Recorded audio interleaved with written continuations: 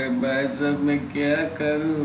Roof leakage हो रही है, मेरे घर में पानी आ रहा है, मैं कुछ भी नहीं समझ आ रहा है। You don't worry, I'll take care. Oh, it's a small dampness. Some people will say dampness has occurred below the roof, so we have to repair below the roof. But that was absolutely wrong. To get permanent rid from a problem, we have to find its source. I mean, how the dampness occurred. What is the cause of it? Here I'm looking here. Is there any? Here, look here. Below. Now there are small holes here. You can see here. These small holes are the entry points. The water penetrates inside the roof through these holes, which create dampness.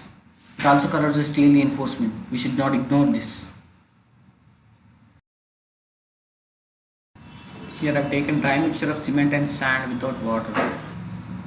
These holes may be formed due to the clay lumps or any other matter, which I couldn't explain now because I don't have enough time. I should repair it immediately. Here I mixed cement and sand without water in a container and I'm placing now.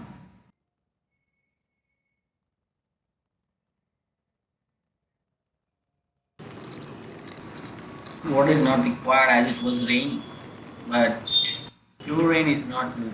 So I'm placing here a utensil, small utensil.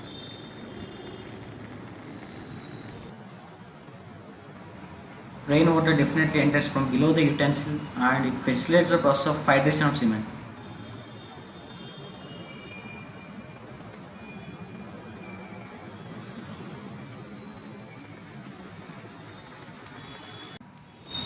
After 1 hour, I have noticed that it was hardening. Actually, quick setting cement is used in this type of cases, but I don't have the type of cement right now. So I have used the normal Portland pozzolanic cement.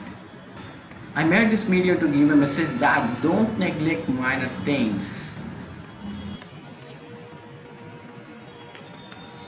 I think you read about all types of curings in your book, but you didn't this because this is natural curing by rain.